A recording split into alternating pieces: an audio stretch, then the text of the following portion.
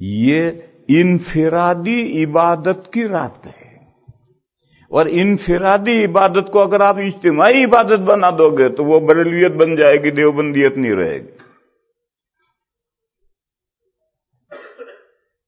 اس رات میں اپنے گھر میں نفلیں پڑھو۔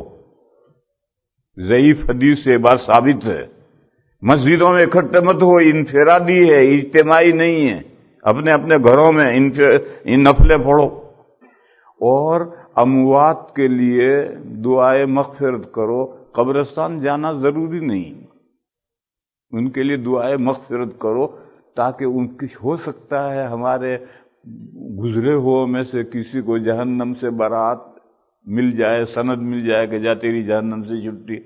زندے دعا کریں گے جبھی تو برات ہوگی ان کو۔ تو نفلیں پڑھو رات میں گھر میں تنہا، اور اموات کے لیے دعا کرو، دعائے مغفرت۔ قبرستان جانا ضروری نہیں، اور اگلے دن کا روزہ رکھو نفل۔ یہ تینوں باتیں ضعیف روایت سے ثابت ہیں۔ نفلیں پڑھو، نفلوں کی فضیلت، اموات کے لیے دعا کرو، اور اگلے دن روزہ رکھو، تینوں کے بارے میں حدیث ہیں اور ضعیف ہیں۔